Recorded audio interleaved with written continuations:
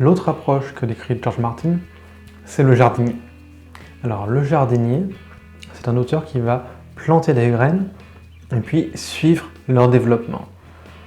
Ce que ça veut dire, c'est souvent un auteur qui va avoir une vision plus ou moins fiable, plus ou moins ciblée de son univers, de ses personnages, qui va partir d'une base et qui va créer vraiment cette base et voir où est-ce que ça l'amène. Donc typiquement, on va avoir la création des personnages, leur motivation, les antagonistes, leur motivation, et les personnages vont évoluer d'eux-mêmes en fonction de comment ils ont été définis au début. Idem pour votre antagoniste, et c'est la rencontre des différentes avancées et des différentes évolutions qui créent le conflit et qui créent l'histoire et qui la fait progresser. Donc à partir de là, les personnages réagissent au fil de l'eau.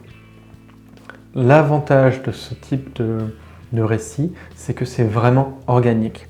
L'auteur ne sait pas toujours comment vont réagir tous ces personnages, d'autant plus quand il y en a un certain nombre, parce que les personnages ont une certaine, on va dire, indépendance. Ils sont toujours créés et dirigés par l'auteur, mais ils réagissent en fonction des événements. Et l'auteur n'a pas toujours prévu ces événements en amont, ce qui fait que les personnages réagissent à des situations que l'auteur n'avait pas forcément prévues. Et moins l'auteur a prévu en amont, plus l'auteur se surprend lui-même, plus le lecteur risque d'être surpris également. Ce n'est pas une approche que moi j'utilise beaucoup, parce que ce que je trouve difficile dans cette façon de faire, c'est qu'on s'égare facilement. Une fois qu'on lance les personnages, on n'est pas sûr de pouvoir les rattraper et de voir qu'ils aillent dans la bonne direction, celle qui fait le maximum de conflits et d'intrigues. Ce qui fait que on n'a pas autant de limites qu'on voudrait. Donc le côté jardinage, c'est un peu ça, ça pousse, on essaye de couper un peu pour réorienter, mais c'est pas toujours évident, c'est pas toujours facile. Comme je le disais avec l'architecte, il y a des personnes, des auteurs qui n'arrivent vraiment pas et qui détestent avoir des plans et pour qui c'est un blocage et ça ne marche tout simplement pas. Dans ce cas-là, il ne faut pas essayer quelque chose qui ne marche pas, il faut peut-être essayer cette technique qui marche moins pour moi, mais qui peut fonctionner pour vous.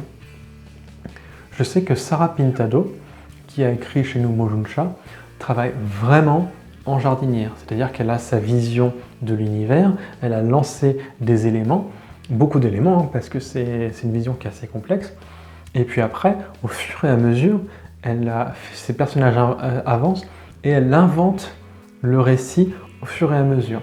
C'est un peu comme si elle avançait sur une page blanche et puis tout fleurit autour de son chemin, pas forcément très loin du chemin, mais tout autour pour donner une impression, une réalité, quelque chose de tangible au monde. Et puis à chaque fois, elle va donner les éléments supplémentaires à chaque question que lui pose l'intrigue, que lui pose l'évolution des personnages. Le souci, autre que le risque de se perdre en chemin avec cette façon de faire, c'est que ça demande souvent beaucoup de réécriture. Parce que l'histoire que vous avez écrite comme ça, en premier jet, au fil de la plume, ça fait que vous avez une histoire qui peut ne pas se tenir du début à la fin, qui peut avoir beaucoup d'éléments très bien, là c'est génial, là l'évolution des personnages est top, et puis là, oui non, il y a un moment où ça perd du rythme, parce que effectivement, les personnages, on s'y perd un peu dans la progression, on s'y perd un peu dans leur réflexion, voilà, ce côté de se perdre en chemin, ça peut se retrouver dans le livre final.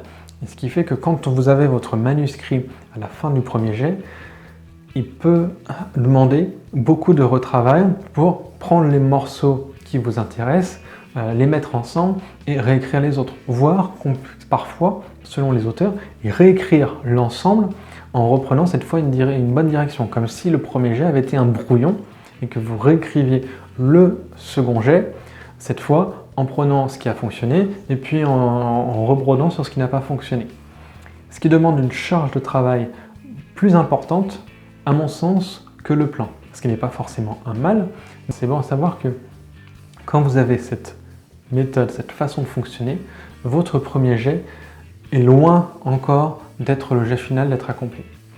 Pas toujours, on peut quand même avoir un premier jet qui est vraiment propre avec cette méthode-là, ce n'est pas impossible bien sûr. C'est une méthode, comme je vous le dis, plus organique, plus naturelle, qui permet vraiment d'être immergé dans les personnages et d'évoluer avec eux. Ce qui ne veut pas dire que le plan ne le permet pas, mais qui demande souvent plus de temps et un peu plus de travail. Ça peut fonctionner aussi. Juste faites attention si vous vous lancez, que c'est toujours votre premier roman, de garder en tête tout ce qu'on a dit précédemment tout de même, sur la progression du conflit, sur les enjeux, sur les personnages et surtout sur la simplicité. Parce que tout ce que je disais fonctionne avec la méthode architecte, ça fonctionne tout autant avec cette méthode-là. Donc c'est pas parce que vous écrivez au fil de la plume qu'il faut perdre de vue toute cette notion sur ce que vous attendez du texte une fois fini.